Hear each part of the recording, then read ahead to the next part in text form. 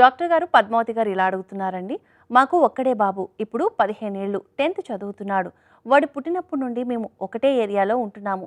చుట్టుపక్కల పిల్లలంతా వాడి ఫ్రెండ్సే, కలిసిమెలిసి ఆడుకున్న వాళ్ళే. అయితే ఇప్పుడు వాడిలో కొత్త మనిషి కనబడుతున్నాడు. తన తోటి ఆడపిల్లలను ఏడిపించడం నేను గమనించాను. వాళ్ళు జుట్టు లాగడం, తల మీద కొట్టడం, ఏడిపించినట్టుగా మాట్లాడడం చేస్తున్నాడు. వాడి వయసుకి ఆ చేష్టలు చాలా ఎక్కువగా అనిపిస్తున్నాయి.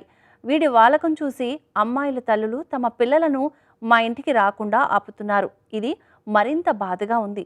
మా బాబుతో ఈ విషయం గురించి ఎలా మాట్లాడాలి అని అడుగుతున్నారు. పద్మావతి గారు, మొట్టమొదటిగా మీ బాబు వయసు 15 సంవత్సరాలు అన్నారు. అతని యొక్క బాడీలో జరుగుతున్నటువంటి చర్య ఒకటి, 2 చదువు పట్ల అతనికి కాన్సన్ట్రేషన్ తగ్గటం ఒకటి, మూడవది ఇతర విషయాల పట్ల ఆకర్షణ పెరగటం అనేది జరుగుతూ ఉంటుంది. ఈ విషయాల నుంచి మీరు మొట్టమొదటిగా చేయవలసింది మీ బాబుకి కూర్చోపెట్టి విశదీకరించి మాట్లాడవలసి ఉంటుంది. ఏంటి, ఏ విషయం గురించి మాట్లాడాలి అనుకుంటారా? ఏ విషయం గురించి కాదమ్మా, మనిషి అడల్సెన్స్గా మారుతున్నప్పుడు తన ప్రవర్తనలో ఎటువంటి మార్పులు తెచ్చుకోవాలనేది మీరు తెలపాల్సి ఉంటుంది.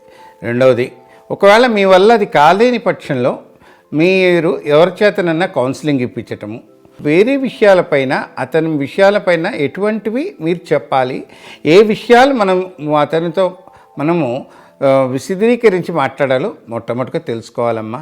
ఇది తెలుసుకున్నప్పుడు పిల్లలు ఎప్పుడూ చెడ్డవారు కాదు, పిల్లలు ఎప్పుడూ అల్లరి చేయకుండా ఉండరు.